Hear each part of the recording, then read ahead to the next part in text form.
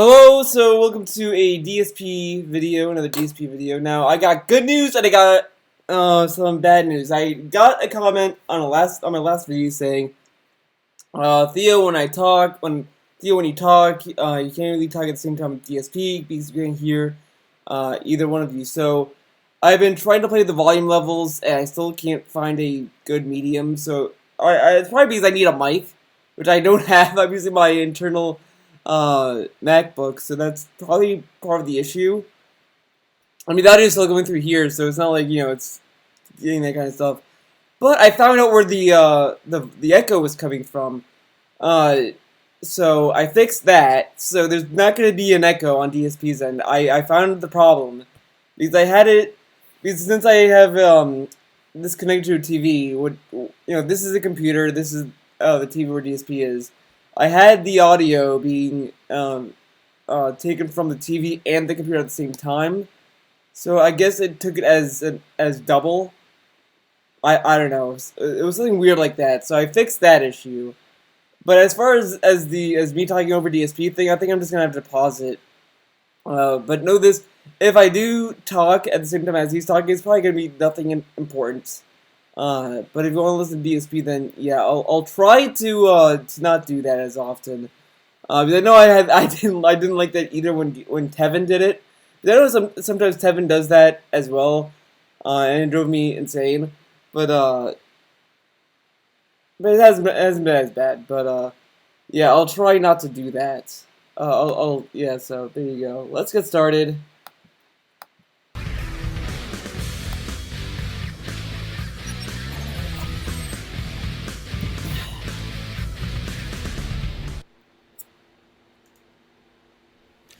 What is going on, everyone? Phil here, and welcome. What's going on, everyone? And by the way, I know you guys were expecting the Zelda Twilight Princess mug full of coffee, but instead I'm drinking Amped Energy Cherry Blast flavor. It's actually pretty good. I kind of like a little bit more than Monster. Monster's okay, but I don't know. That's just me. I'm not a big fan of Monster. Something looks wrong. It might be the lighting. Maybe the lighting's a little too bright. Whatever. Welcome to the Week in Preview. Today is Sunday, May 22nd, 2016. And we had a pretty good week this past week. Although, admittedly, the week didn't turn out exactly how I had thought it would turn out.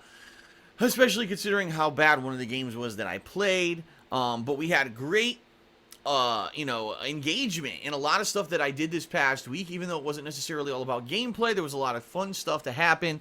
I'll probably review that in just a moment. But this week coming up is also going to be a wide variety of stuff. There's going to be new games. There's going to be edited style videos. It's going to be a good mix that I think is going to jive pretty well. That was the word I was looking for. So I want to obviously outline that for you in this video. In addition, I want to remind everyone a little bit about Patreon because I have not really focused on that so much in the past week, but we'll be talking a little bit more about that now that we're approaching the end of the month. And I've got some time off coming up. I'm not going to talk too much about that in this video, but I am going to tell you where you can find out about that because it's going to be kind of like a half week off. It's kind of confusing. I'll explain. It's kind of confusing. It's not really confusing. You could just... I don't know why I had to make this drama video. And yes, by the way, we're going to be watching a second video, and it will be his vlog, because believe it or not, he monetized that video. Because he has to make money somewhere. Jesus, God, he's such a terrible son, in my opinion. Like, if I had a kid, we'll save that for later. But let's get to that all in order. So, first of all, this past week, ladies and gentlemen, was an interesting mix because I finished up Doom, which I really enjoyed playing, by the way, and I reviewed Doom over on my edited video channel, KOGaming, which you can find at youtube.com/KOGaming1. That's how you get to it on YouTube. And also, in addition to Doom, I checked out two games this past week. The first one I checked out was Homefront: The Revolution, and the other one was Fallout Far Harbor, the major expansion, the longest expansion ever for a Fallout game. Unfortunately, Homefront turned out to be terrible. So bad that after 3 hours of playing this broken-ass game that just was incredibly low performance on PlayStation 4, I made a 17-minute video tearing it a new asshole because I felt so bad for anyone who had gone out and He made a 17-minute drama video on how a bad game is a bad game. That is ridiculous. I really, I mean, man, I don't mind people making videos about how bad a game is, because I do that sometimes as well. Like, you know, if it's a game that's really bad, I might do a video on it, but I just, I mean, but when it's a game that's obviously bad, there's no point. I mean, if it's a game that everyone says is good and I think it's a terrible game, I might do a video on that explaining it. Like, that's what happened. That's why there's a lot of videos on Metal Gear Solid 5 and why that's a disappointment and all that kind of stuff. Because everyone thinks it's a good game, so some people might want to make might want to make those videos to kind of share their opinions. But when it's a game that everyone knows is garbage and you're making a video on garbage, you're just trying to make a quick buck on how garbage it is. And that's all it wants to do. And I think it was Freddy Fastfuck. I think that's him. I was watching the SoCast. Sounds like a Kojima podcast listener here, and they said that he wanted to put on a show, and he did. That's really why That's why he bought Homefront: The Revolution. To be honest, I mean, I don't believe for a second that after he saw the shit reviews, he said, "Oh shit." He probably said, "Oh, I can make money off of drama. This, hell yeah." So there you go. He did it just for the money. He didn't give a shit. He probably didn't feel like he lost $60 because according to him in the pre-stream, I think he said today and a few other days that he made his money back with the drama video. And then he starts, oh man, okay. And I want to also highlight this. In the title, he says, KOGaming content. It took him this long to talk about it. I'm sorry, but like, for months he stopped talking about KOGaming. And now he's talking about KOGaming because a clickbait video gained attention. Oh, God, this guy. Spent their hard-earned money, like me, on a game that was a piece of fucking shit, okay? That video went live on KOGaming earlier this week. I don't know if you're aware, but over the weekend, the video went viral. I don't know what caused it to go viral, but it did. And the video went from having like maybe 4 to 5... Okay, we don't want a field trip. There is something, I don't know if you'll be able to see it, but hold on, I'm gonna take this off screen. Can you see? Okay, good. I want to find it first because I saw this post, and because it was on his forums, which is such a great idea, and he basically admitted why it got popular, and now he's saying, I don't know how it got popular. That's a load of shit. He knows that's a load of shit. Hold on, I'm gonna try to find it. If I can't find it, then R.I.P. Should be here. Hold on, maybe Dragon Killer got me hooked up. Got the hooks, got the hookups. Okay, I think I'm getting close to it. Here we are. Okay, let's try. You can see it now. Okay. See, here it says, from my experience, it's a combination of a lot of stuff, okay? Timing, striking while the iron is hot. The title of the video, aka clickbait. The thumbnail of the video, proper tagging of a video. Word of mouth, fucking huge in my experience. Random factors regarding YouTube search engine, okay? So yeah, I don't know if this was directed towards KOGaming. I think it was directed to the Homefront video. I think it was. But yeah, see, he admits that it was clickbait, so he knows why it went viral because it had a clickbait on it. He titled the video "The Worst Game Ever" or whatever. Like, come on. Come on. I also might want to play that video and endure that shit because it might be funny, but we'll see. We'll see how I feel by the end of this. 5,000 views all the way to having 10,000, then 22,000, then 44,000. As of right now, I just checked, the video has almost 60,000 views and climbing. on KOGaming. Obviously, by far, the most successful thing I've ever done on KOGaming this year. I'm happy because I put a lot of, effort and editing into that video, and obviously I want the edited... Okay, I think we're gonna watch this video, because that I don't buy for a second. That he put a lot of editing in it. And... oh, what else did he say? How did I figure out what else he said? He said, shit. I'm a professional. KOGaming. Obviously, by far, the most successful thing... there we go, the most successful thing on KOGaming. That's really sad that a shitty game is the most successful thing on his channel. That is fucking ridiculous. Like, just wow.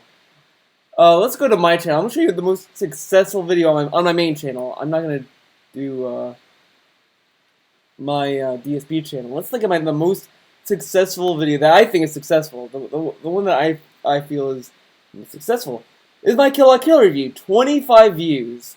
That to me is successful.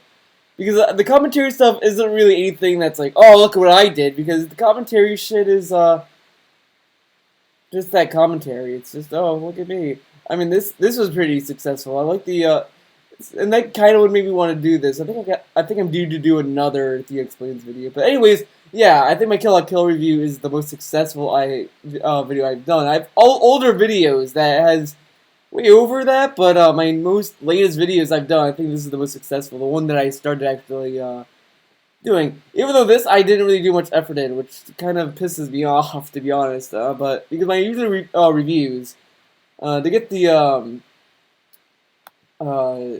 record straight here. Let's see. Yeah, I used to do DSP videos on my main channel. Then I decided to switch it.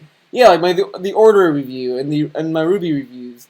I would just kind of talk over my speed drawing and all that kind of stuff. That's how I usually record my reviews. Kill la Kill took forever to finish, so that's why it took so long. I'm sorry.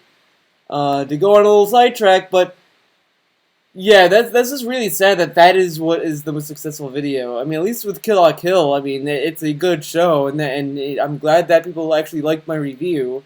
But yeah, there you go. I've ever done on KOGaming this year. I'm happy because I put a lot of, effort and editing into that video, and obviously I want the edited style content on KOGaming to get a lot of attention.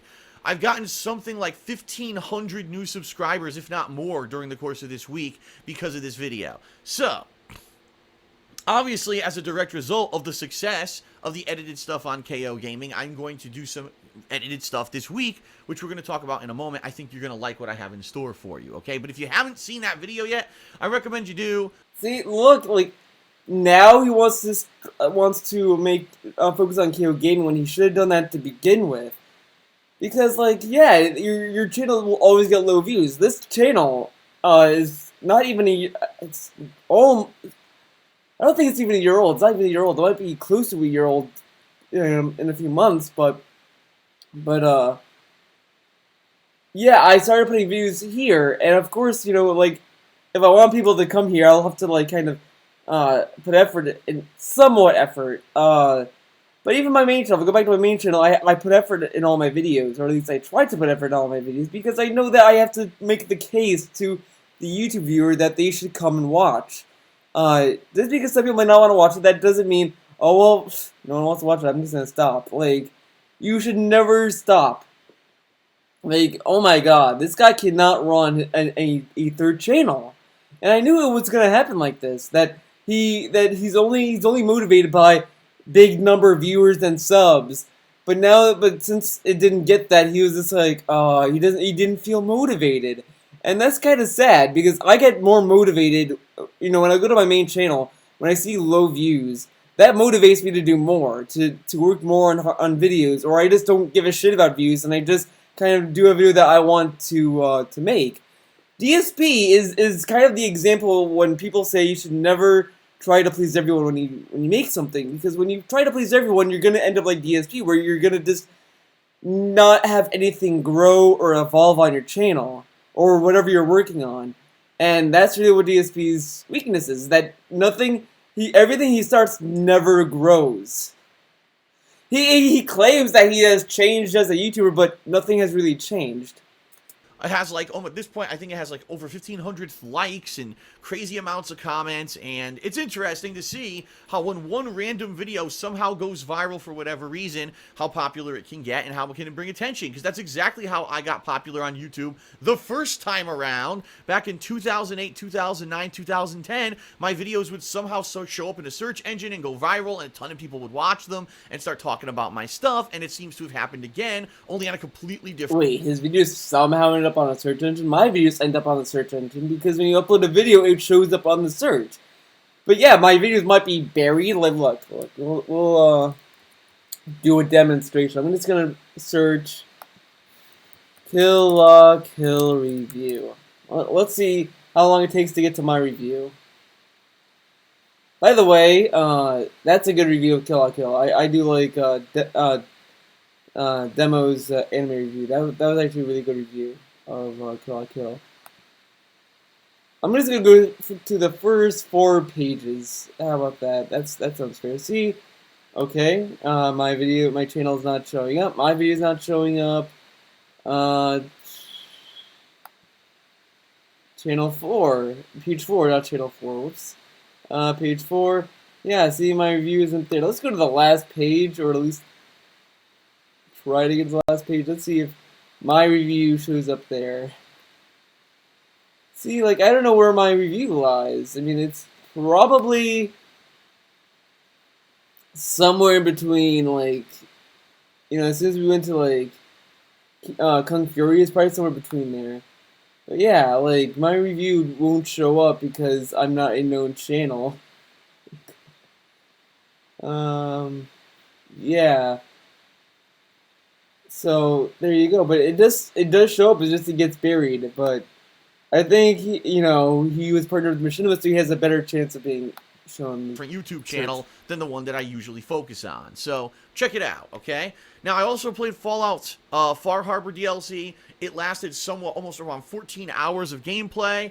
And I did finally get a chance to complete that today. So, now let's talk about what you're going to see in the next week, because it's going to be pretty interesting, I think, okay? It's a little bit of a different week than a normal week, so allow me to explain. Tonight, I'm obviously doing the weekend preview. That's it. Tonight, after I finish the weekend preview, I'll actually be watching the WWE Extreme Rules pay-per-view. I still call it pay-per-view, even though technically they make their revenue off of the WWE Network now. I'll be watching that event, and if I have any thoughts, I'll be sharing those on Twitter. You know, at they call me DSP. I almost screwed up. Social media, very important, you know, for my business, but also just for me to share my thoughts with all of you. So please, if you're interested in that, I may be sharing my thoughts on social media tonight, okay? Tomorrow, Monday, a very different day than a typical day, because there will not be a live stream starting at noon Pacific time. Usually, I live stream around noon Pacific for around 4 hours, and then later on in the day, I might or might not live stream. Maybe I'll do an offline session of gameplay, or I'll do an edited video. It's the complete opposite tomorrow. It's being flipped, okay? No live stream, but what I'm going to do, I'm going to make an edited video. It's going to be my thoughts, or a kind of mini review of the Fallout 4 Far Harbor DLC that I played for the past 4 days. So I'll be kind of summarizing everything that's in the DLC. I'll explain what I liked, what I didn't like, and I don't know if I'll give it a number score because it is a DLC, but maybe I'll at least explain whether or not you should check it out or not, okay? So that'll be going live on KOGaming tomorrow during the daytime. Also, I received my loot crate for the month of May over the course of the weekend. Now, I didn't have time to do anything with it this weekend, so tomorrow I'll be filming that, okay? And I'm going to release it sometime this week, probably Tuesday or Wednesday. I'm not going to be releasing it tomorrow. Why? Because I'm actually going to try to film a third vlog tomorrow, wherein I'm going to explain to everyone, in a couple weeks, my parents will actually be coming from the East Coast, flying in here to Washington State to spend... See, I like how he's hyping this vlog, and this vlog has nothing interesting in it. It's just, I'm gonna explain to you in the most condescending way what's gonna happen when my parents get here, instead of just telling you now, or just in a weekend preview and saying that, well, these days I won't be streaming, these days I will be streaming. Like, he doesn't need to make a video about it, but whatever. Some time with me and Leanna, but also to help out with stuff around the house, and also to go out and have some fun together. So it's kind of like a triple purpose trip, okay? What I want to do is outline how the trip's going to work. The dates, how it's going to work, because there's a new release during that week, and yes, I am going to be playing the game, but it might not be as in-depth coverage as I normally would do for a new release because my parents will be here, but there will be an increase in vlogging that week because of that. So I'm going to... See, okay, so, remember when, like, Leanna said on her Twitter that she's gonna paint, or that her dad, not her dad, Phil's dad was gonna paint her office or whatever, and then DSP immediately said, no, Kay, she's wrong. I'm gonna be doing the stuff, and my dad is gonna show me. I bet you anything, that what's gonna happen in these vlogs is that DSP's just gonna hold the camera and his dad is gonna do all the work. I bet you anything, and maybe DSP might just move a paintbrush up and down on one wall, maybe one little square he's gonna paint. But I can just imagine. Okay, this is Phil holding a camera. All right, hello everyone. We're gonna be painting Leanna's office, okay? And here's my dad. Now, okay, Dad, how do you paint a wall? Okay. Well, first you're gonna do this, and you gotta paint the wall, and you gotta do this. Okay, Dad. Now, what about the holes in the wall? Okay, son, why don't you put the camera down and do some work? No, it's my business. Okay, this is for my job. God! Okay?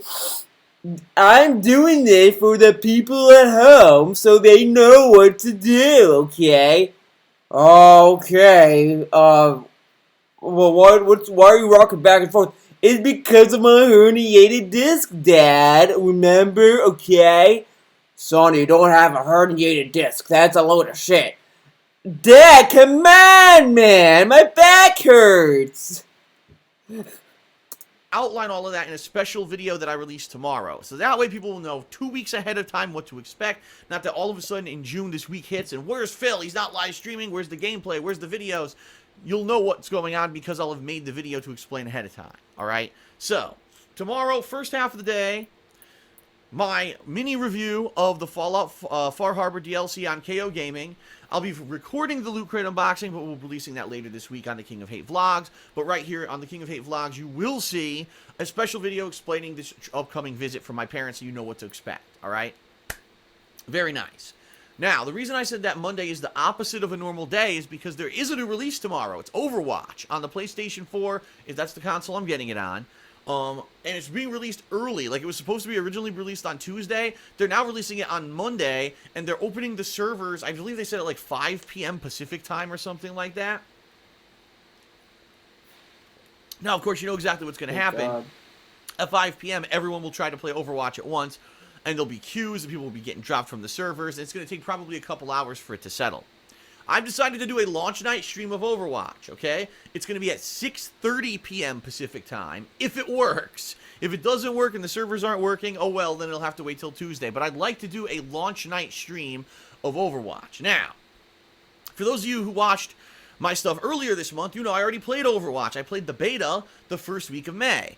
But from all reports, this final version of the game really doesn't have much new from the beta besides unlimited play, obviously. It's not just limited to a couple days. And it may have a few more game modes that the original, that game didn't have when I played the beta. It has more online competitive modes.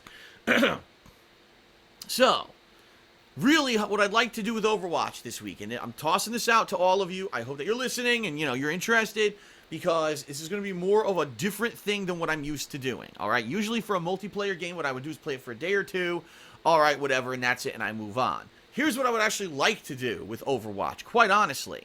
What I'd like to do is every day when I go to play it, have the stream chat open and say, hey, how's everyone doing? So what should I do tonight in Overwatch? Do you want to see me focus in on the 3 characters that I did really well with in the beta, who were Bastion, Reinhardt, and Symmetra? Would you like to see me try to get even better with them? Or Did you have enough of that and you want to possibly see me mix it up with some other characters? What characters would you like to see me play? Do you have any strategies to suggest with these characters? Because I only got to play with certain characters out of all 21, maybe once or twice. So maybe some people know some better stuff for these characters than what I figured out in the few matches that I had, and they could share that knowledge with me. It's going to be a more stream interactive experience this week when I'm playing Overwatch, okay? And I want to make that clear. It's not just going to be like I'm here isolated playing game by myself. No, it's multiplayer. It should be more interactive, in my opinion. It should be different than me doing like a single player narrative style playthrough. I don't need to do witty commentary every second, but I would like to. But what about your other games? The other multiplayer games, like Street Fighter, Call of Duty? Like, why not just... He plays the same characters in Street Fighter 5. I mean, come on. I mean, I kind of do the same as well. I kind of focus on Armika, Laura, Karen, and Rashid. I feel like there might be one other character I might... Birdie sometimes, but... Do you see that's more variety than, oh, I'm just gonna play as this character the entire time, and it's just weird. He's doing stuff that he should have done with Street Fighter, but with Overwatch. To try to learn a lot more of this game, and it's going to be interaction with the stream chat that I think is going to help me more than anything, okay? So, Monday night, it's going to be like that. I may just listen to stream chat, who do you want to see me play? And if the majority are suggesting a certain character, and they say, oh, there's a strategy with this ability that they have, or on this map is really good for sniping, try that, I may do it, all right? So that's how I'd like Overwatch to go this week. So, Monday night, Overwatch stream. It'll be either at least 2, if not 3 hours long, but it all depends on how things go with the servers on launch night.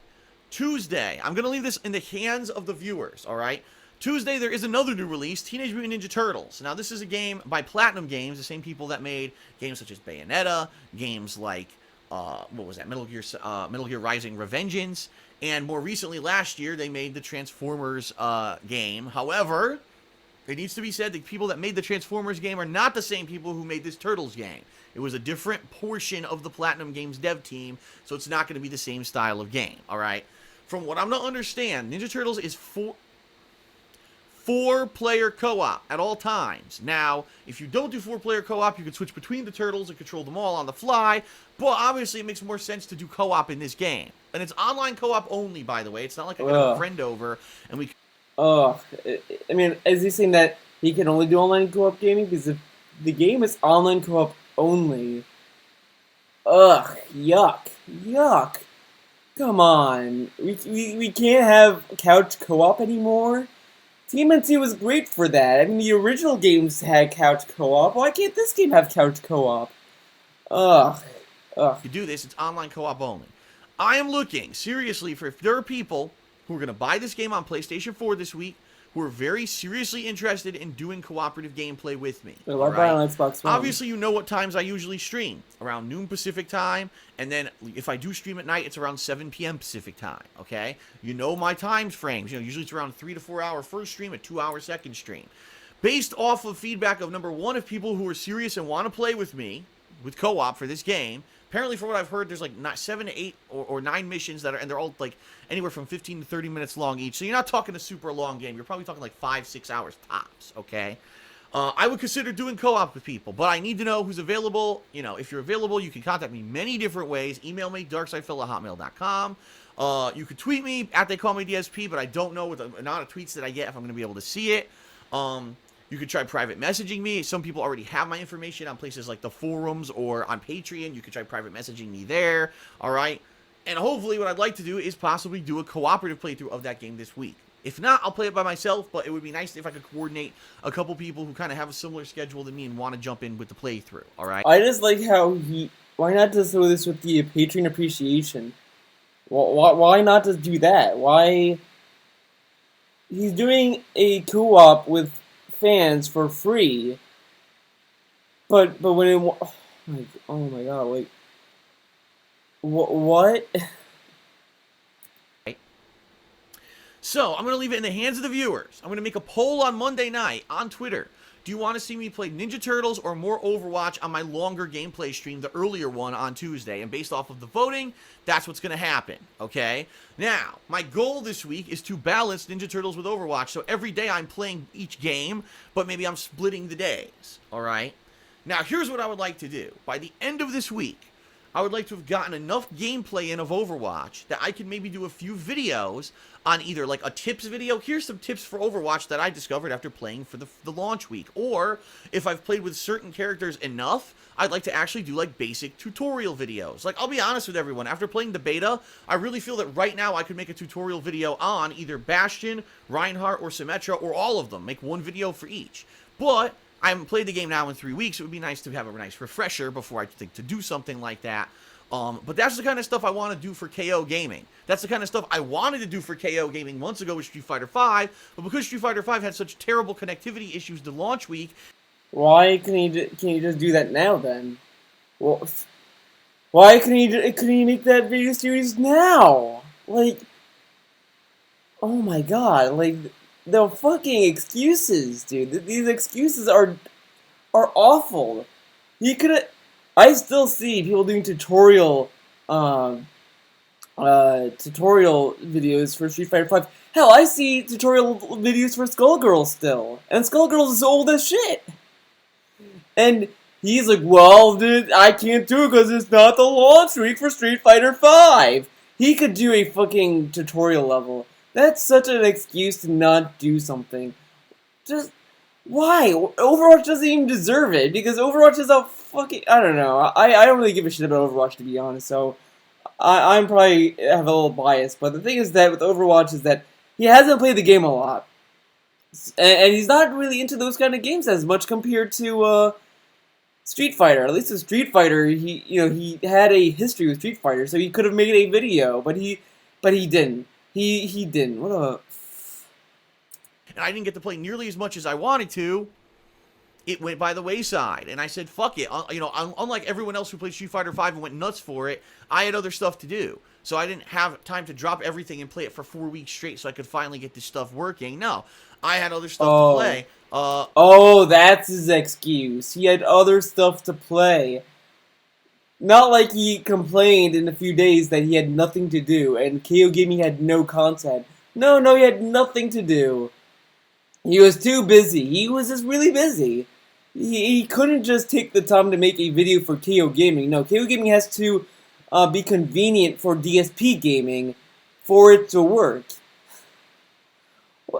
I bet you anything what he was going to do for KOGaming, this is what he would do for KOGaming. He would just play a character and then just dub over it with KOGaming, saying, okay, this is how you do it, and there you go. It would just be the same shit. What a... fuck. With Overwatch, it's kind of my focus this week. So I definitely like to see if people are interested in that. So, my goal is, if I play, 3-4 sessions of Overwatch this week, maybe by the end of this week, I can put out a few videos like that on KOGaming, alright? In addition, once Ninja Turtles finishes, I'm obviously going to review it. Okay, so that'll be a review for KOGaming.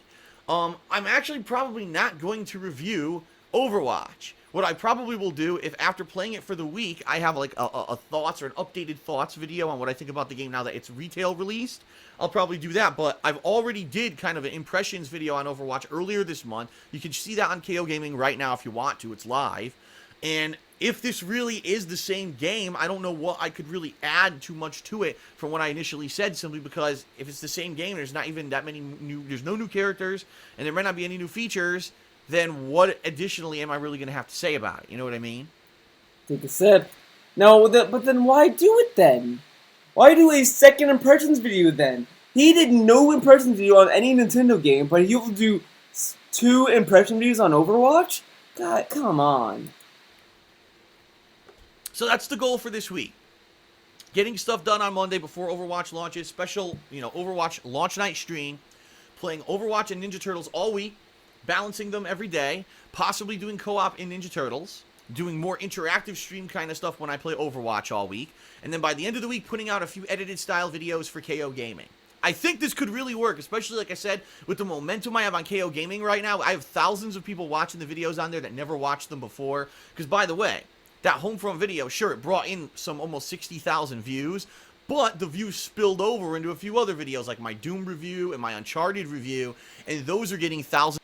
It's funny that he's saying that, because in a pre-stream today, hold on, I'm gonna read the tweet that our good friendly detractor, What is this? So I'm like getting like really sidetracked with this, but there's like dust there or something. Uh, Good friend Eddie posted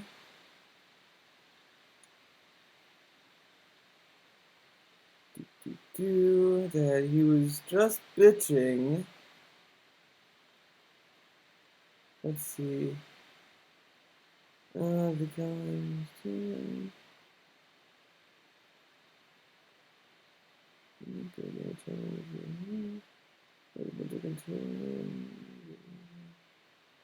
Okay, here we go. But now KOGaming has attention.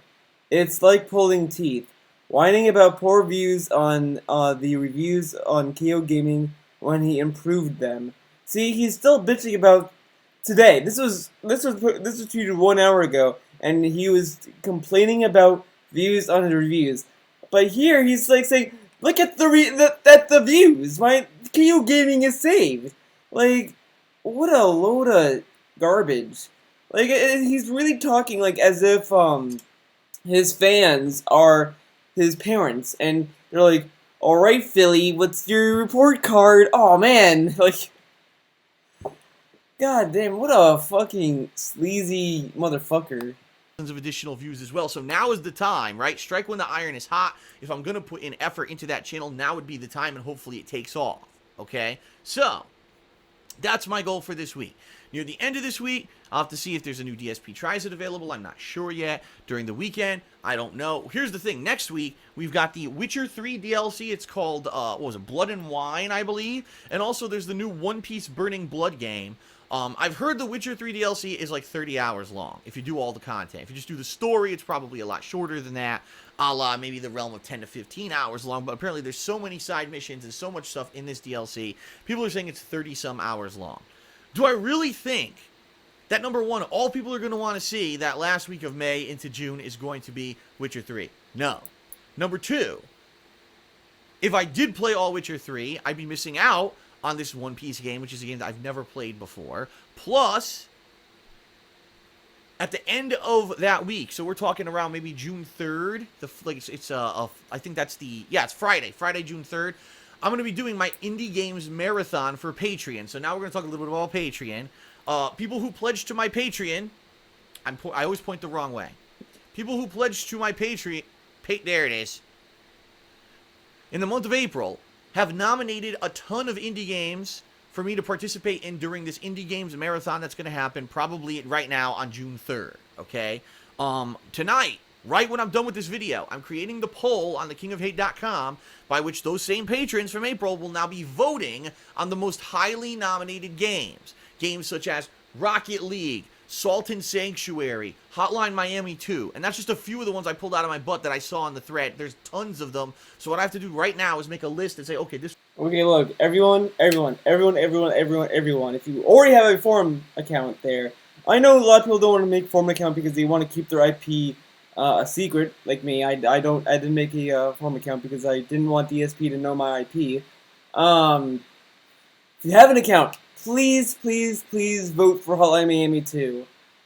Please, I want him to play that game so bad. There's one chapter that he is gonna get so salted. I know what chapter it is.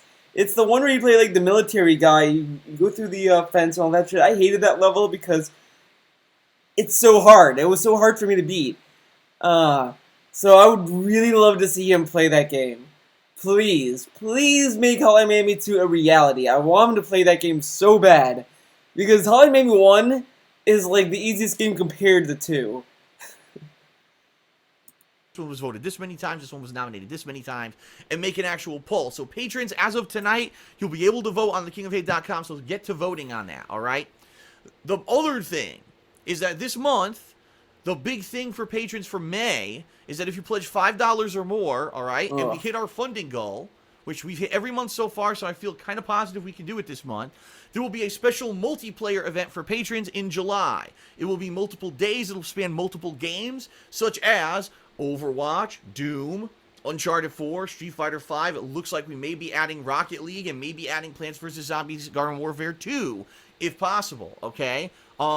And if you pledge $5 or more, you can participate in gameplay with me online, where it's a specialized private environment. It's not like anyone can just join and ruin it by trolling or anything like that. It'll be a much better experience than previous fan appreciation multiplayer events that I've had. In this case, it's going to be a patron appreciation multiplayer event. I think it's going to be a lot better. Ugh. I already said my piece on this. This is garbage. I really can't believe he did this. This is the worst, one of the worst things. I mean, he did a lot of terrible things, but this is a terrible scam. Let's look at his Patreon or his payme. Oh wait, no, wrong. Website. 12.26. It went $6 up from last time I checked. Yeah, this is probably gonna be reached. To be honest, I think he's gonna reach this goal, and it's gonna be really sad that his that the people who donated are this dumb.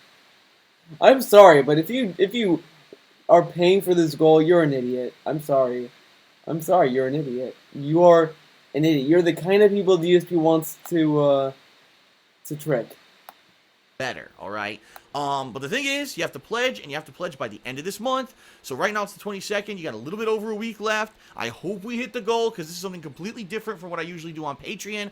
I really would like to see it be successful. So that's why I'm mentioning it in this video, so that people get the word out. Gee, you want to play multiplayer with Phil? Yeah, he wants it to be a success, because then he'll know that he can still make money off of scamming his fans. And listen to how he's like, oh, you want to play multiplayer with Phil? Oh my god! Like, what a shitty person. I mean, come on. Who wants to play with you after that? I don't need to play with you. And plus, like, trolls can still join their game. And then if you kick them, they can probably report you to Patreon about it. So you're really not, you really are fucking yourself with this. You never had a chance before, or you tried before, you couldn't get in, or maybe you did try, but then you had a bunch of idiots who were trolling and ruined the whole experience. Going to be completely different if this event happens, but we have to hit the funding goal. So please consider pledging at patreon.com/darksidephil in the next week or so. All right? That is it. It's going to be a fun week. I'm excited. I hope you're excited for the variety between Overwatch and Ninja Turtles and the special videos I'll be making based off of those games. And that's it. Thank you, everyone, for watching. Now, special thanks to the April patrons. We're not going to listen to that. So, here we go. We have this great thumbnail where DSP looks like he's begging for something. I mean, let's see. Looks good. What's going on, everyone? What a weird start to the video. What's going on, everyone? Phil here, and welcome to a special vlog. The reason I'm making this video is because I want to give everyone a heads up around roughly 2 weeks ahead of time to some changes in my schedule that are going to affect the amount of videos I'm... Actually, look, I want to prove that he monetized this. Enable on this site, yes. So let's refresh. See? He monetized it. What a shitty person. Oh man, I'm making a pointless fucking blog. Better monetize it. Whoa, what a... Ugh. Garbage. Looks good. What's going on, everyone? What a weird start to the video. What's going on, everyone? Phil here, and welcome to a special vlog. The reason I'm making this video is because I want to give everyone a heads up around roughly 2 weeks ahead of time to some changes in my schedule that are going to affect the amount of videos I'm putting out, the amount of live streams that I'm doing here on YouTube for roughly a week or so. The week that we're talking about starts on around June 4th, 2016 and ends around June 11th. So we're talking about roughly 1 week's time. What's happening is my parents are visiting. Now, they visited here about 1.5 years ago at Christmas time, and that whole week I really didn't put out much, if any, content for you in regards to gameplay or streaming. However, the difference then was it was Christmas time. There wasn't a lot going on. And the bottom line was there were no new releases. There was nothing that I was really missing out on. I delayed my year-end series by about a week, but then I hit the ground running right after they left, and there was really no issue. This year, unfortunately, it's a little different because it's in June, and I actually purposely tried to schedule their visit for a time when nothing was going on with gaming, and guess what happened? oh, we're going to announce that the Witcher 3 DLC is releasing the week before. Oh, yeah, and it's 30 hours long. Oh, we're going to delay Mirror's Edge Catalyst from being in late May until the specific week that my parents are arriving. So, despite me literally waiting months, because they wanted to visit as early as April, I had to wait months here to try to schedule in their visit. I have them schedule it, they buy their tickets, and literally that week, everything got delayed or announced, and I'm like, so, damned if you do, damned if you don't. There was no real perfect week for me to do this, okay? So here's how it's going to work. That week before they visit, we're talking that final week of May, first half of the first week of June, I'm going to be doing a lot of gameplay. However, I may not be uploading it all. What I may do is like longer sessions or do nighttime sessions every single day if I can, and then save that footage up so maybe I have a little bit of a backlog of footage before my parents visit. Now, I'm going to do a special event on June 3rd, 2016. That's going to be my Indie Games Marathon. That's in celebration of my April patrons who reached the funding goal for that month. So there's going to be an Indie Games Marathon all that day. Typically, I upload all of that footage in one day. I may not do that this time around, so that way maybe I upload 1 or 2 games worth of footage, and then maybe I save the rest for Sunday, Monday, so I have a few videos to stretch out over the weekend, because that's when my parents are arriving, okay? My goal here is to try to at least get as far as I can in all the projects that I'm working on before my parents arrive. FYI, the projects I'll be working on, as I mentioned, are going to be The Witcher 3 Blood and Wine DLC, and I'm also going to be playing One Piece Burning Blood that week. So balancing those 2 games already is going to be a challenge. And now, unfortunately, I'm going to have some time off, all right? So I'm going to try to get as far as I can, maybe have some surplus videos for everyone. So at least, even though I'm not live streaming starting on June 4th, I will actually be giving you new content every single day, okay? Now, I'm fully aware that Mirror's Edge Catalyst is coming out now on June 7th, 2016, which is a Tuesday. It's the typical new release day for games in the United States. I've spoken with my parents about this, and we kind of came to a compromise, because the thing is, my parents are visiting for multiple reasons. Number 1, obviously, to spend time with me and Leanna, because we haven't seen them in a year and a half. Number 2, to help a little bit around the house, because the thing is, there's a few things around the house that I haven't really been able to do. For example, Leanna's office is a terrible, ugly shade of like puke orange. Terrible. I don't know what the previous homeowners were thinking. Now we've... Jeez, he has been shitting on his previous homeowners like so many times. I don't understand. He talks as if these previous homeowners are detractors or something. Like, oh my god, they put holes in the wall, okay? Now they have a terrible color of orange. Like, dude. Why? Why are you so shady to these random people you don't know? And, I just think it's funny that he hasn't talked... I don't know how often he talks to his parents. Like, apparently they didn't see each other for, like, a year and a half. That's kind of sad. I mean... You know, usually, you know, wouldn't you want to keep in touch with your parents? I mean, unless you hate your parents, I mean, or you have issues with your parents, that's your deal, but I don't know. It's just kind of shit. And just to be like, well, and just to be like, them coming here like, oh, right, I need to schedule, me playing video games, and when we can hang out. Like, I just would have taken the whole week off and just said, fuck it, I'm not going to play video games. Family is way more important than this. But no, DSP has to put money above family. Great son. If I had a son that did that shit, who's like, okay, Dad, I want you, we have to schedule when we can meet because I have to play video games for my job.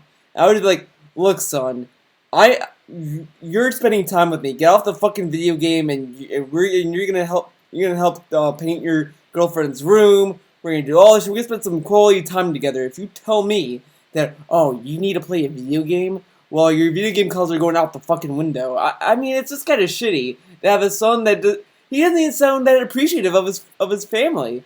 They're coming all the way from Connecticut. By the way, Connecticut to Washington, where he's at, not DC, is a long fucking flight. It disrupts their sleeping pattern because of the time difference, and he has the gall to tell them, well, you need to go on my time. Like, are you fucking for real? It's kind of wanted to shitty. paint the office. The problem is she has tons of holes in the wall. They put like so much stuff hanging on the walls in that room. It looks like Swiss cheese, and I need to fix that obviously before I paint it, but I have no idea how. No idea how. I mean, like I didn't. I guess I didn't know at all. But I had an internship at a college where I had to set a gallery. You just put fucking spark. The things are like spackle. It's weird, but you just put it on the wall. You grind it down, and it fills the hole. And you can paint right over it. Unless there's something different with how you do it on a wall if you want to paint over it. But as far as I know, that's how I know. But at the same time, you could fucking Google it. Like, okay. I'm gonna show you how easy it is to find out how to repair a wall with a hole in it. Place the self-adhesive mesh. Oh wait, no, wait, that's a different kind of hole. Repair a wall. That had a hole in it to hang stuff. Okay, pass. Small holes amongst the wall. See? Okay. Yeah, see, these are part of the holes he's talking about. Step 1, supplies. See? Spackling. Ah, I was right. I was fucking right. See? See how easy it is? Okay, no, we're not doing that shit. But see how easy it is to repair a wall? It's so easy. And he needs his dad to show him that. Come on. Look how easy it was to Google it. It was so easy. I mean, this guy can't fucking go on Google. Jesus. I've never done wall repair or anything like that before. So when my dad Wall repair. He makes it sound as if it's some daunting task than it actually is. arrives, one thing we're going to be doing is going out to like Home Depot or Lowe's or whatever and buying all the supplies I need. We're going to repair the walls, sand them down. Then he's going to determine, gee, do we need to put a primer before we paint and stuff like that. So it's going to be a lot of work. That's one of the reasons why they're coming, is to help out with stuff around the house that, you know, I don't have the knowledge or the time to really work on, because they have a, you know, lifetime of knowledge to share with me, which is pretty cool that they are sharing this stuff with me so I can do this stuff for myself. I don't know, that made me laugh for some reason. Like, oh man, it's really cool that they know things that I don't and they're teaching me things. Like, fucking basic parenting is cool for him. I mean, like, what? I mean, I don't know if you guys do this to your parents, but if I don't know things, I usually just ask them. They're like, "Oh yeah, you do this." Then there you go, we learned something. And if my parents don't know some things, we look into it. We ask our friends. We ask, you know, whatever. I mean, yeah, Phil doesn't have any friends, but maybe Leanna has some friends. Maybe she knows people. Maybe her, you know, like maybe she knows some stuff. But like even then, it's so ridiculous that. I don't know, that to me was just funny, like, oh yeah, I think it's kind of cool, they have knowledge that they're gonna endow me, like, what is he, like, trying, but again, I mean, I guess it is cool for people who have just discovered that they have parents, I guess, I don't know. In the future. So, that being said, there's going to be some time in between their visit when maybe I'm going to be working. It's not going to be a full-time thing. I'm going to explain this right now. Don't expect gameplay streams daily, every day, starting that week, alright? It's probably going to be maybe every other day, or maybe 2 or 3 streams back-to-back for a couple days, and then it's going to stop, okay? Now, in particular, I know there will be people who want to see me play Mirror's Edge Catalyst and kind of give my opinions on the game within the next few, or the first few days that it's released. So yes, probably June 7th, June 8th, those 2 days I'll probably do a gameplay stream like I normally would, starting around noon Pacific time and going to around 4 p.m. And I'll upload those videos. Maybe I'll even take the time to do like a first impressions video for KOGaming. But for the most part, that week is not going to see any streaming besides maybe those 2 or maybe 3 days. It all really depends on how stuff goes with my parents here in Washington State. You know what I mean? Like, we might start doing the room, and all of a sudden we run into problems, and now we got to take extra time to do other stuff. Okay, well, if that's the case, then obviously maybe there'll be no streaming. I don't know. I mean, obviously I hope that things will go swimmingly. Maybe within a day or 2 of their arrival, we can get it going, so that during the day it doesn't matter that I'm not in there, and then at night I could paint some more or something.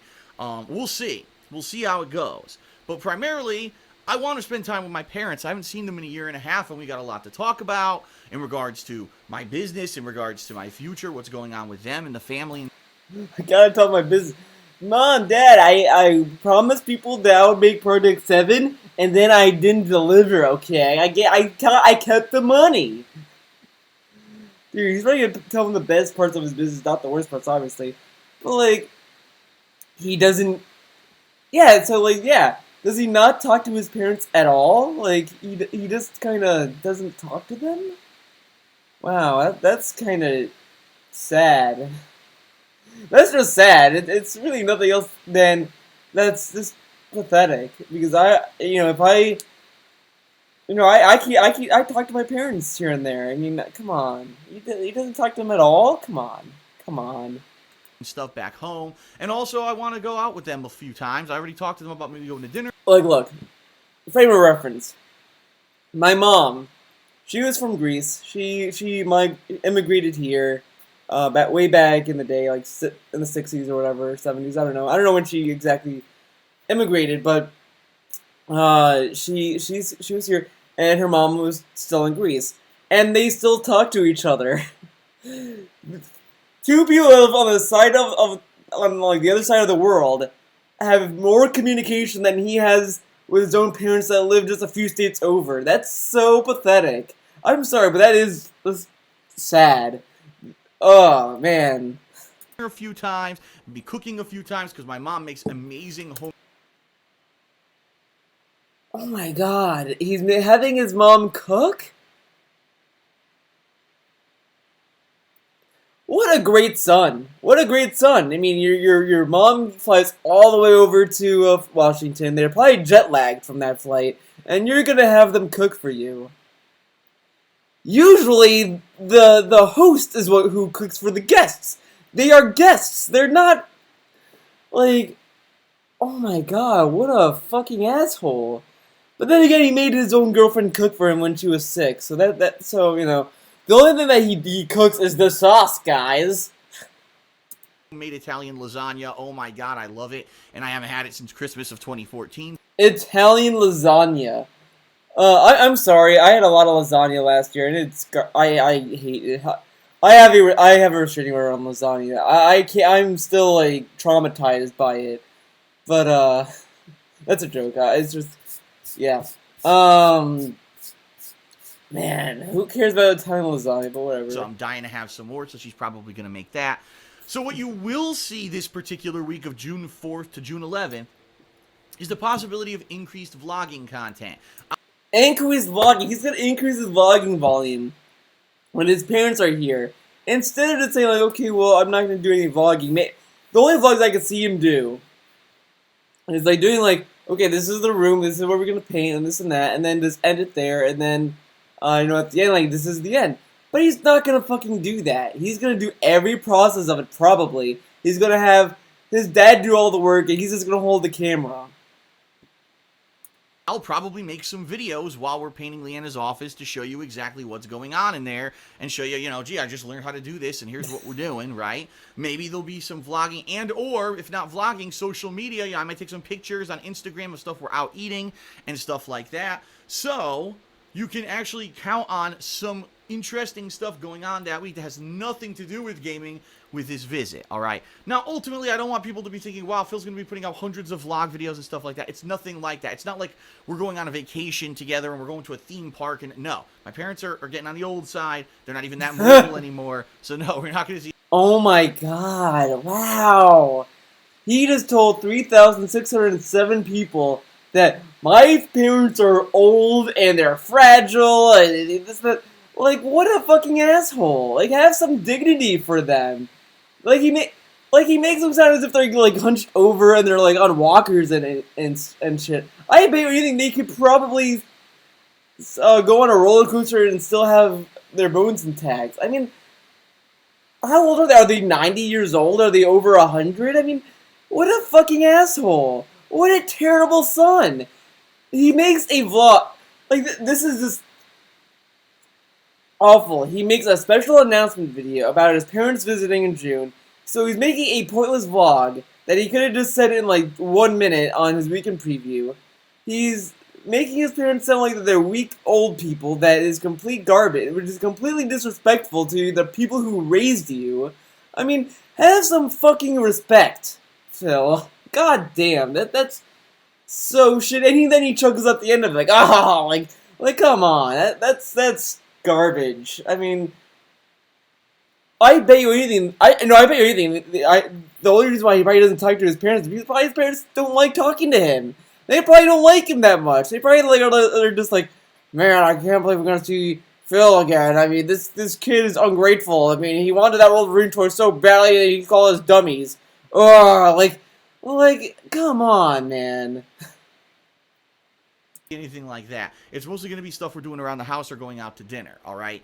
But I just want to let you know, that week, more than likely... So all they're gonna be doing is coming over to your house, working on Leanna's room, and then you're gonna go to eat dinner, then you're gonna go to bed. What quality time? I mean, if I had my parents come over, I would, go to the movies with them. I would take them, shopping. I would, go to a museum. I would do so many things, sightsee, because, hell, his parents...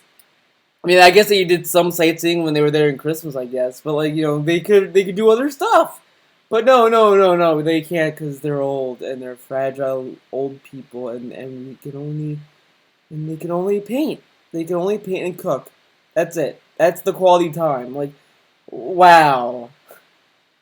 Wow. I mean, like, really.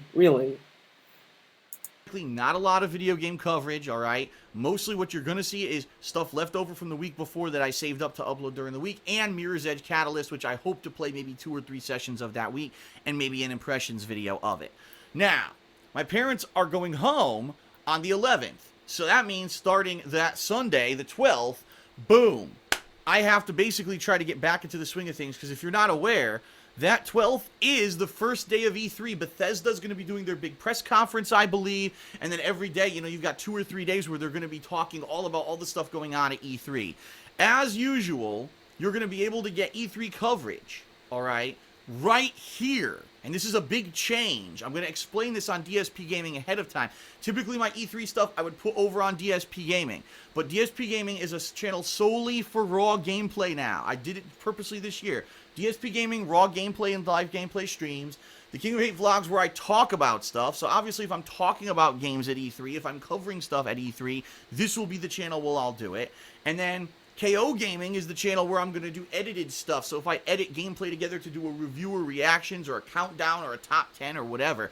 So, just to give you a heads up, my year-end countdowns that I always do on DSP Gaming, this year will be on KOGaming. Because it's not raw, it's edited stuff, alright? So that change is in effect. So all my E3 coverage will be found here starting June 12th as the press conferences go on. I'll watch them and then I'll react to them and I'll do my typical videos about each one of them so that you know exactly my thoughts on everything that happened at these conferences, okay?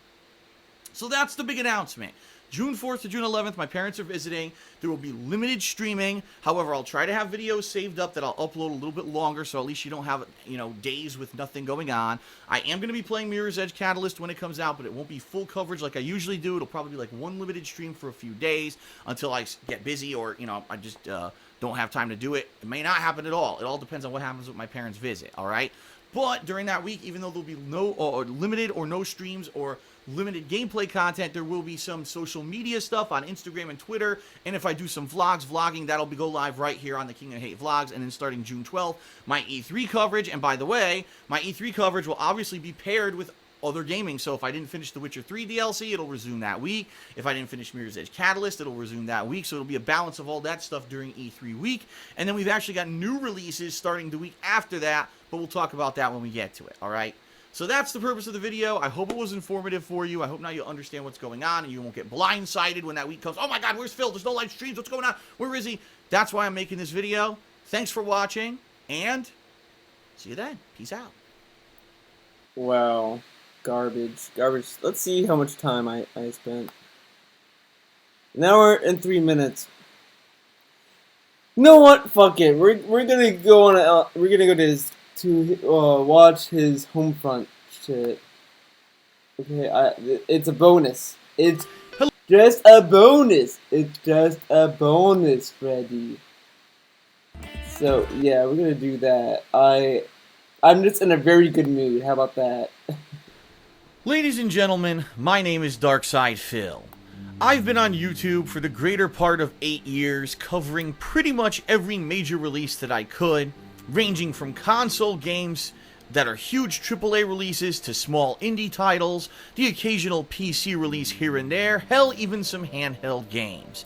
And in all the time that I've made videos, PC gaming and handhelds. That's such a lie. He did do handhelds for a while. Then he stopped doing them. And then PC gaming. What PC games has he played? He had played no new PC games. He only does indie games, if anything, because they don't really require that much. He does World of Warcraft. That's it. Let's look at the comments. Console peasant. This game is broken for you. Good thing I can play it on 60 frames. PC Gaming Master Race. You made over 50,000 views on YouTube. What the fuck? Oh, that's funny. Two identical characters. Is that creativity worth $60? Does that frame rate look like $60 game? Is that action $60? This guy is so right with the video review. Trashy game. Okay, whatever. Let's continue. over 50,000 videos for YouTube. Wow. Today, unfortunately, is the very first day that I have to tell you I have played the worst game I have ever played in my life. And I just want to let you know, I don't take that statement lightly. I really pride myself on giving you honest... See, already he lied. Already, because there's so many other games that he said, this is the worst game of all time.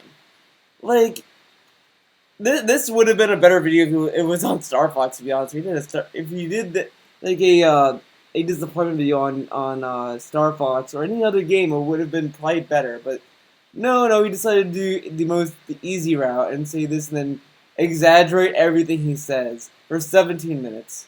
Feedback, commentary, and reviews regarding the games that I play on YouTube, because I like to think that my videos are a service to people who are going to watch them, see if they like the game that I'm playing, and then go out and buy it for themselves, or subsequently skip the game if it's something that's not their cup of tea. Today we're going to be talking about Homefront: The Revolution, a game that was stuck in development hell for 5 years, a game that was supposed to be the sequel to a 2011 release for a game studio that no longer exists. Let's get started.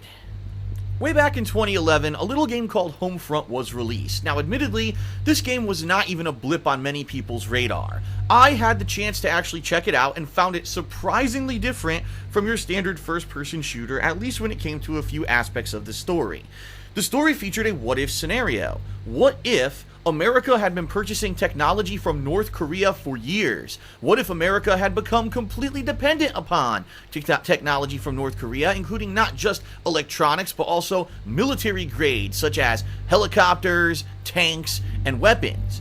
And what if North Korea and the United States had a falling out, and there was a back door into all of that technology, which would completely lower all of America's defenses, leading to an invasion of the West Coast by North Korean military forces? What a premise! And what a weird way to start a first-person shooter. I remember watching the intro cutscenes of this game and gasping at some of the really gruesome things that happened, and it really just ended up being pretty unique. Now, overall, the gameplay of the game wasn't anything to really write home. Pretty unique, and then he says that it's a bland game. Like, okay, it's either unique or bland. I mean, you could see that the premise was unique. That's it. About it was kind of just run and gun fare, comparable to Call of Duty, but at least the story gave this game a unique identity. And so, at that time, publisher But you're just talking about the premise. That's not the gameplay. That's not the entire game. Everyone could say that the premise was interesting. That's why I was interested in it. And then I saw the actual game, and I was like, oh, wow, this looks very bland and unimaginative. THQ decided that they wanted to make a sequel. Unfortunately, THQ ended up declaring bankruptcy and subsequently going out of business, selling off all of its game franchises to the highest bidder. Homefront ended up being bought by Crytek, the same company that made Crysis, and then subsequently fell to a game developer named Deep Silver, who then contracted a new game studio to actually make this newer installment called Homefront: The Revolution.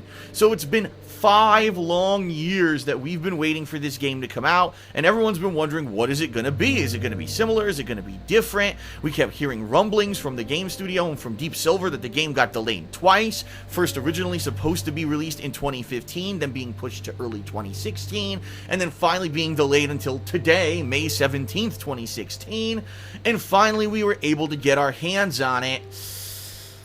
The wait was not...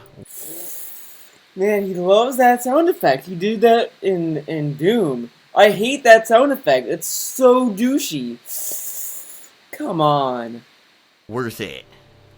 This game is one of the most uninspired, tired, repetitive, boring, unfun, buggy... I could keep going on and on with the adjectives all day long. First of all, before I even start, I want to let you know I played the game on PlayStation 4, and I've actually heard that the people who reviewed this game all got PC codes for it, and apparently the game doesn't have as many graphical issues as it does on the PlayStation 4. I'm just reviewing the copy that I purchased for a full $60 retail price. I just want to make that clear up front. This is a full-fledged release that costs the price of a full game. From the get-go, you can tell that this game is insanely poorly optimized. A low frame rate, even in the opening cutscenes, choppiness. And you have to ask yourself, did anyone actually test this game on consoles and say that it was passable? Because even a basic game tester who's playing this game and running through the city and trying to do action sequences could tell you a sub 20 frames per second game is not going to fly in 2016, especially with such awesome recent releases like Uncharted 4 and Doom, both running at a full 60 frames per second with insanely detailed... By the way, Uncharted runs 60 at the multiplayer. The single player is 30. Not that 30 is bad. I don't really agree when people say 30 frame rates is garbage. No. If you want to see garbage, just play a game that runs at 1 frame per second, or 10 frames, or 20 frames. Then you can tell me how garbage that is. 30 frames is like... it's just okay. I mean, I think... but whatever, we're not going to talk about frame rates here. 1080p visuals, how on earth you think you could sell a game like this on the same exact console as those high-performing games and let it fly? I have no fucking clue. It's an atrocity, a ripoff, and the only thing I can tell you is that the game developers were lazy as fucking shit. But it's not just the frame... Lazy. He doesn't... look, when a game switches hands so many... oh snap.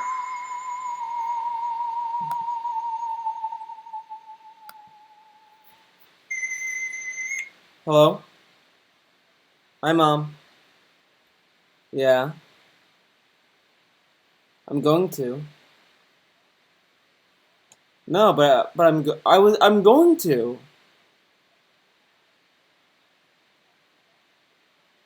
Oh, see, I knew that Detective Thalia could figure it out, could find him.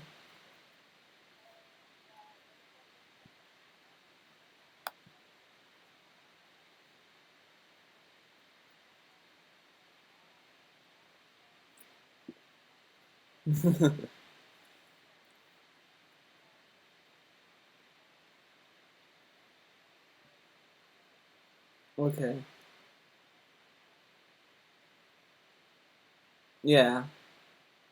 Okay. Alright. That's great. Because I bet you anything, like, when I went there, because I asked them that, they just get glaring at me like, they're like, oh, you're telling me this now? You didn't call before?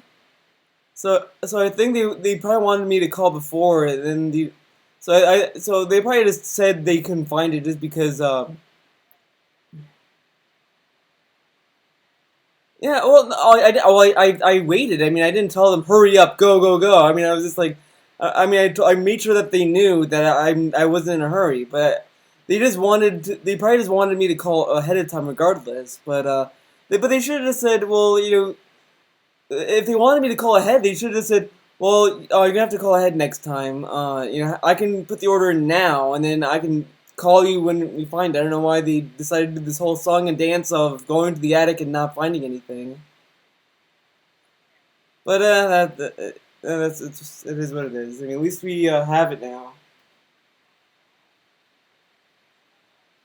Okay, bye.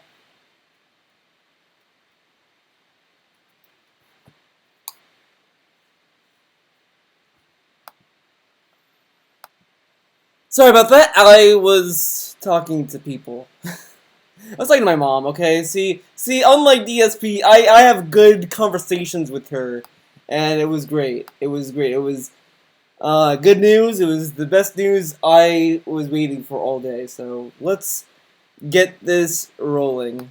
Rate, that's the problem with Homefront: The Revolution. Just walking into the very first area of the game, you can immediately see the laziness of this game dev team.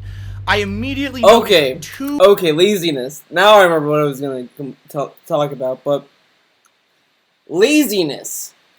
So when you have a game and it changes hands multiple times,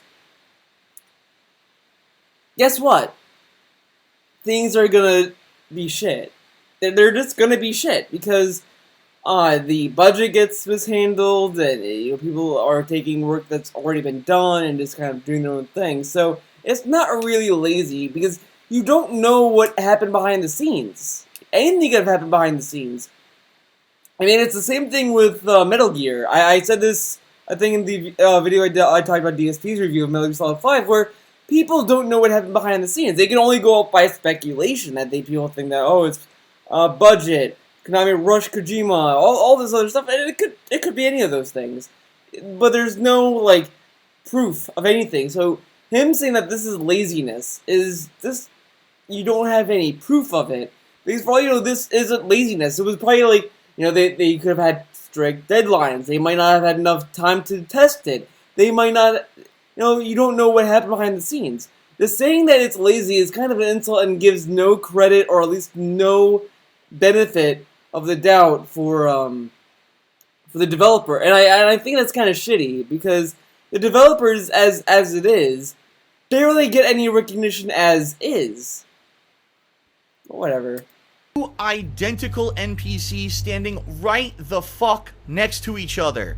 You couldn't even put them at opposite ends of the first area? No, let's put them right next to each other as if to laugh at the purchaser of this game and maybe they're twins. Say, fuck you, we've got your money, bitch, we don't care that we didn't put any attention into the fucking development.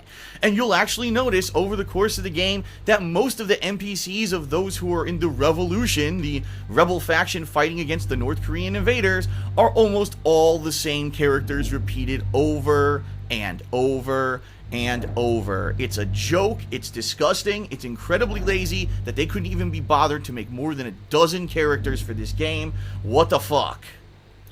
The gameplay of Homefront: The Revolution is similar to those kind of first-person platforming action run-and-gun shooter games of previous years. Think Far Cry, or maybe last year's Dying Light sans the zombies, and you'll probably get the idea. You're in a open world per se. You'll be limited to certain areas of this open world city until you progress the story, but as you climb through this world, you'll be platforming around all the different city scaffolding and through the streets. You're going to be trying to avoid North Korean soldiers that are patrolling and will obviously identify you and shoot you on sight, especially the more missions that you end up doing for the resistance.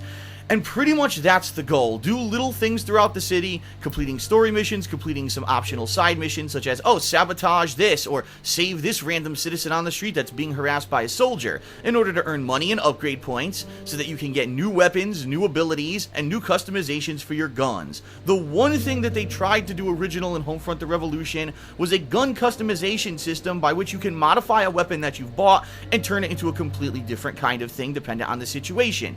For example, I had a battle rifle, which was basically a standard assault rifle, but I modified it to actually shoot little firecracker rockets that could knock enemies down and kill them instantly. Or I also had a mod that could make it a sniper rifle, so it gives you some versatility. The problem being, the entire mechanic falls flat on its face when you realize it's almost impossible to aim and shoot anything in this game because the frame rate is so fucking choppy. By the time that you look down the sights, the enemies are already moving all over the screen and you can't even get a beat on them. So I ended up having to use the rocket launcher capability of this rifle because I couldn't hit anything. From what it looks like, it didn't look that bad, to be honest. He had a few enemies in his sights, and he just didn't shoot with anything else. In addition, it actually takes a while to switch between the weapon mods because of the clunky interface. You have to first press up on the D-pad, then hold R1, then use your left thumbstick to select which variation of the gun that you actually want, then wait about 5 seconds while an animation completes to switch the gun. So any anticipation of trying to do an on-the-fly adjustment between the weapon mods is completely worthless, and you'll be dead before you actually get between the mods themselves. It's a waste of a mechanic. It's something that could have been interesting if implemented properly, but the one original thing that they do with the game falls flat on its fucking face. And so, ultimately with these open world first person shooter games, the question begs itself, gee, I wonder how long it's going to take until you get to repetitive fetch quests and missions that are mandatory for you to progress the game. At first they're not, and you don't have to do them unless you're looking to get upgrade points or to get your weapons modified really quickly, but it only took, I'd say, about a little bit over an hour until I reached a critical story point where it said, well, now you need to earn 100% approval by all the people in this certain district in order to advance the story any further, which meant I had to walk around this city and repetitively sabotage little items. I had to kill troops who were harassing citizens. I had to unlock safe houses by simply just getting inside them and pressing a button on a radio. Boring, boring, fucking boring. It's the same shit you've done in Far Cry 500 zillion fucking times. It's obvious they blatantly stole it from that formula, and they really didn't have any originality with this game. Once you unlock that 100% approval rating for that part of the district, you then get to do a few more story missions, which are incredibly annoying because the frame rate's so bad and the performance of the game is so poor on PlayStation 4 that you're gonna die a million times just trying to do basic things, like shoot the fucking enemy that's 2 inches in front of your goddamn face, who's a fucking idiot and walks directly in front of your gun, but you still can't manage to fucking hit with bullets. This game is a fucking piece of shit. It's terrible. It's not worth $60, and after playing it for 3.5 hours, I never want to fucking play it again. I immediately deleted it off of my PlayStation 4. Good riddance to bad fucking rubbish. But Phil, you might say, you've been around the block, you've been doing gameplay videos on YouTube for 8+ years, you've played some pretty bad stinkers before. How does this game rank amongst the worst? Ooh, am I glad you said that, because I personally prepared to tell you why I think that Homefront: The Revolution is the worst fucking game I've ever played. Let's talk about some of the worst games that I've ever touched on YouTube. First off, Epic Mickey. That's right, I'm going there all the way back to December of 2010, the Wii console exclusive game release that was an action platformer with painting and erasing mechanics starring Mickey Mouse. I hated this fucking game, mostly because being on the Nintendo Wii, it had to implement motion control mechanics that made the platforming incredibly difficult in certain areas, where if you were just able to use a standard controller to play the game, it probably would have been way easier. In addition, the limitations of the Wii's graphical engine made the game pixelated, made certain areas of the game chug along at an incredibly low frame rate, and overall the game just performed very poorly on a console that obviously couldn't handle the kind of creative vision that the game director had for the game. Ultimately, Epic Mickey was a sales success because it came out in the holiday season of 2010, and it was the only major release for kids during that period of time, so it made a ton of money. However, later, when the sequel came out, people had finally realized how bad of a game this was. The sequel completely critically flopped, no one bought it, and this series is deader than dead. Epic Mickey is a shitty game, but the game would have been functional if not for the console that it was on, the Nintendo Wii. I full-heartedly believe that if this game had been cross-platform or been on the Xbox 360 or PS3, it could have been a hit. It's the... I don't know why he's going on with this, but I heard good things about Epic Mickey. I didn't really care for it because I'm not into Disney that much, but whatever. Shame of the game developer to make it console exclusive. That's the reason that it failed, and that's why I don't think it's actually as bad as Homefront: The Revolution.